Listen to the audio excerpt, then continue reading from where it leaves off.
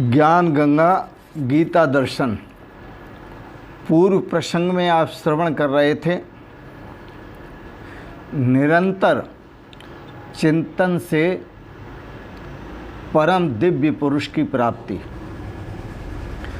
आज के प्रसंग में आप श्रवण करेंगे गीता दर्शन अध्याय 8 श्लोक 9।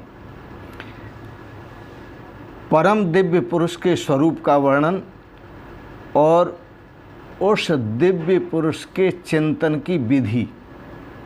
हम परमात्मा का चिंतन कैसे करें।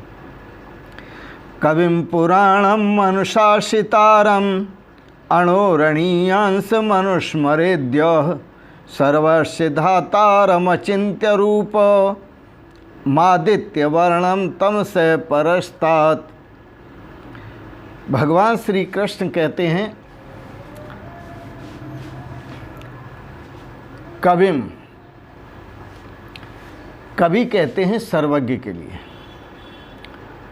जो पुरुष उस सर्वज्ञ परमात्मा का,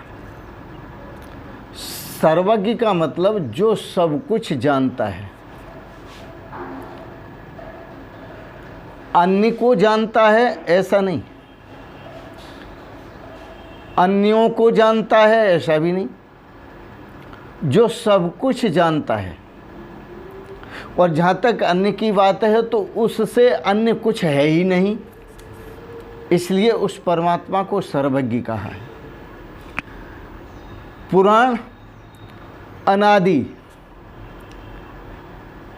अनादि का मतलब जिसका कोई प्रारंभ नहीं है, क्योंकि जिसका प्रारंभ होता है उसका अंत होता है। अनादि आदि अंत रहित है परमात्मा। अनुशासितारम, सबके नियंता, जो सबका नियमन करते हैं,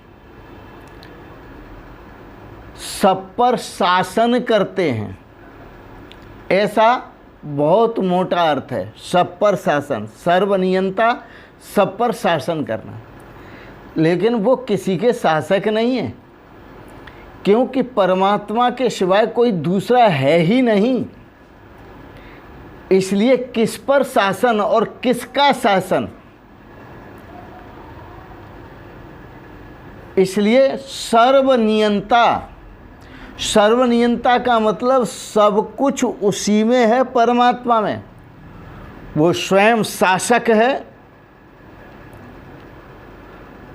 और जिस पर शासन कर रहा है वो भी स्वयं है।